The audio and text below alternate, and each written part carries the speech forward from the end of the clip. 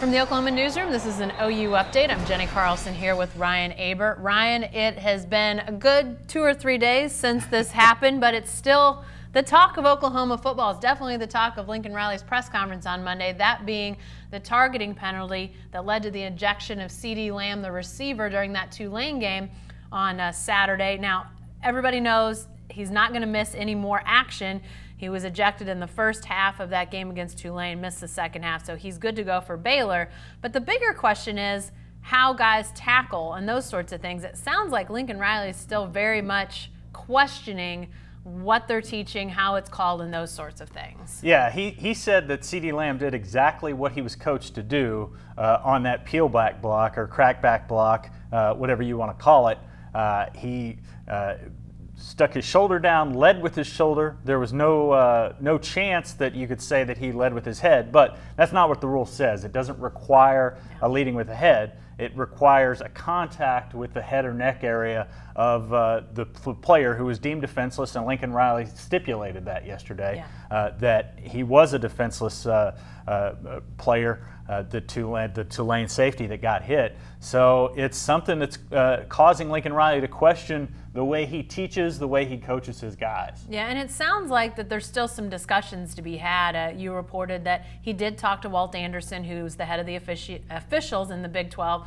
Walt is also an NFL official, so he was a little bit busy this weekend. Well, especially because he had the Sunday night game. I think if he would have had a Sunday afternoon game, it would have been a little bit easier to have that conversation quicker. But having that Atlanta-Green Bay game on Sunday night for Walt pushed the conversation, or the in-depth conversation at least, back a little bit. And it sounds like that will happen at some point, because I know that the conference and all officials want targeting to be called correctly.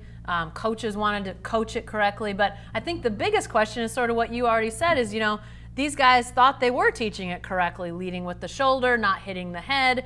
And the video, there's a little bit of question coming from the video that maybe he contacted the head, but most of those video shots sure look like he hit him somewhere in the torso, Ryan. Yeah, the first shot that I saw, which was taken from sort of the OU end zone, so the direction that Jeff Badette was running, it really did look like a headshot, because he dove across and the player's head went forward, which you wouldn't expect to have if you're hit in the head or neck area, but it went forward and it looked like there was helmet-to-helmet contact. But when you flip around and look at the angle from the other side of the field, it was very clear that CeeDee Lamb's helmet was well past the safety at the time of the contact. It was more of a shoulder contact, and it looked lower than it looked on the other angle. Now, I'm not going to say it's a 100% chance that head-to-head contact didn't happen, or contact to the defender's head or neck area didn't happen, but it's not a very good chance. The rule, however,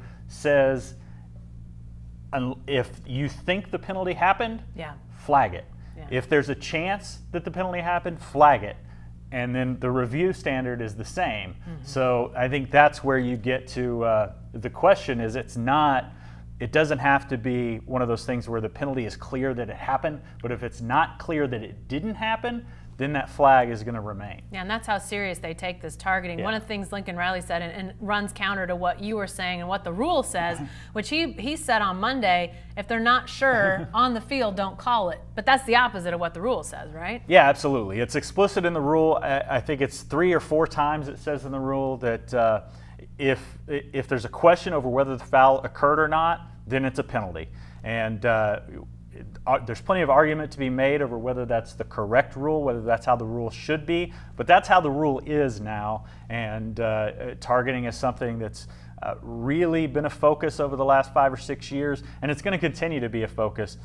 We've seen a few players ejected. OSU had one in their opener, I believe it was, or maybe it was a South Alabama game. I can't remember. Yeah, it was South Alabama. Calvin Bundage, and missed the first half of Pitt.